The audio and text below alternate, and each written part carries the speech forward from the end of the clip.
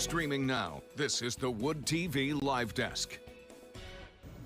And good morning, everyone. Phil Penarski here with the Wood TV Live Desk. Hope you're having a great start to your Tuesday. Digital reporter Matt Jaworowski is back on the Live Desk, and that means we're going to be talking about his latest Sunday story. And this one, of course, details the final voyage of the Nelson on Lake Superior 125 years ago. Matt, thank you so much for stopping by. Again, another great story. So, thank you. Yeah, of course, wanted to first and foremost push everybody to that story. If they haven't gotten the chance to check it out yet, it is available to you right now over on our website, woodtv.com. And of course, we've got links, if you're watching us on Facebook, down in the description box in the comment section as well. And you'll also be able to hear the rest of this conversation while checking out the story, because this one is really good. And, just kind of starting off, I do want to set the scene, and I'll turn it over to Matt now. Really kind of just talk about what the Nelson was and really what happened 125 years ago. Right. So this is a shipwreck story for all you shipwreck buffs out there, a little bit of local history. The Nelson was a schooner that we lost Monday. It was the 125th anniversary of the sinking of the Nelson. It was carrying coal up to another part of the UP when it got lost in a storm. That's basically that's the simple version of the story.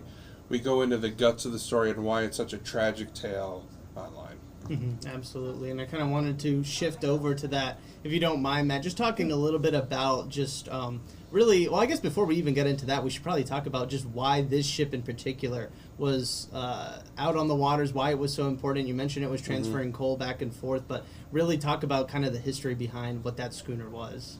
Yeah, so the ship was about 30-some years old when it went down, and basically what happened at that time, they would load up these big wooden schooners with as much as they could carry, and then they would actually tow them kind of through the lakes. And so what had happened was there was a trio of boats. There was two schooners and the tugboat pulling these boats. They were going up to, I believe they're going up to Copper Harbor, somewhere in really remote UP. But then they got caught in a big, ugly storm. They tried to turn back around to find some safety in Whitefish Bay, which every Edmund Fitzgerald story owner knows that name, Seeking Harbor there. They didn't make it. What happened was the tow line on the tug snapped, and so then the schooner is kind of dead in the water. The schooners, they had some smaller sails, but with the choppy conditions, they just really weren't going anywhere. And what shipwreck historians believe happened is that because of the rough surf, and because the ship was likely overloaded, it was carrying more coal than it really should have been, that at some point the coal was tousled, shoved to one side of the ship, and that's what caused it to sink. There are some reports, there was one survivor of the ship, and that ties in the tragedy of it all. The captain is actually the only person who survived.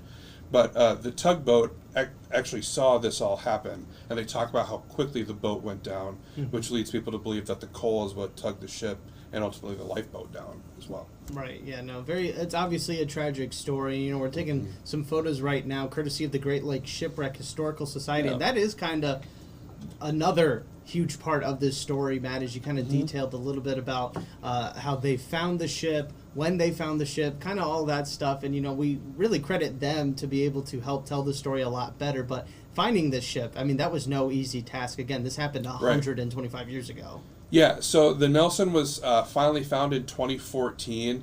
The Great Lakes Shipwreck Historical Society has actually made a lot of really impressive strides, just as far as how they're able to use technology and the knowledge that they do have to find these ships. They use a side scan sonar machine, which you can see some of the images there that show you what's at the lake bed, and that's really able to determine the wreck. Then they send a remote vehicle down to really get those images to see really what it was. So in 2014, they were able to confirm that was the Nelson. But just talking to them and learning about how they do things, a lot of times they're scanning in a grid-like pattern, scanning places that we haven't looked at before.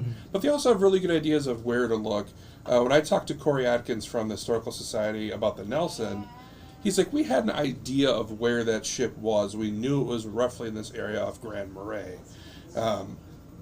But everything as far as, we know they followed these shipping lanes at this time. Most of the time, the ships actually aren't in the shipping lanes. They're usually, if they go down, they're blown so far off course that they're in places where they haven't been able to find them. So that was how the Nelson was eventually found away from its shipping lane. Right. No, and I do want to put these photos up again because, again, they're a little eerie. Again, this was so many years ago, so, like, rightfully so, it's not going to look like it just sank or, you know, you pull it right out. It's not going to look brand new or anything like that. But, Matt, I kind of want to get your opinion, you know, seeing these and writing this big story and working with the society and learning all this information, seeing these photos. I mean, what's sort of your take, I mean, seeing them? I mean, do you feel kind of that same way of, you know, this is obviously a tragic event, but, you know, there's something else kind of eerie about seeing the remnants of this tragedy down, you know, several feet several hundred water, feet. Yeah. No, and eerie's a good word for it, and I think the shipwreck hunters understand that as well. I know everything they do, the goal not just to document what happened, but it's to not disturb what happened either. I know they take a lot of pride, and they put a lot of effort into that. So even when they send these vehicles down, they're not really digging through any sort of wreckage.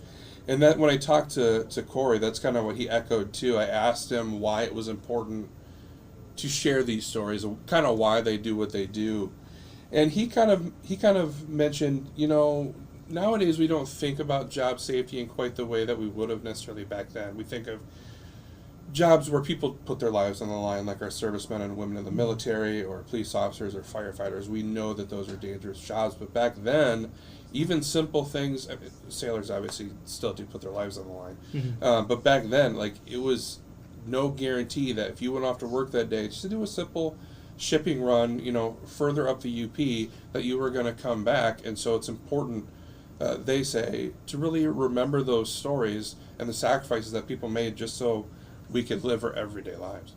Absolutely. It was definitely an important part of history that we are very glad to know a little bit more about, thanks to that important story that you wrote, Matt, that is available right now over on our website, woodtv.com. Again, highly encourage everybody to get the chance to check it out, and you can also check out all of Matt's other stories available to you right now on woodtv.com. Matt, one last time, thank you so much for stopping by the live desk today. We'll see you next week. Thanks.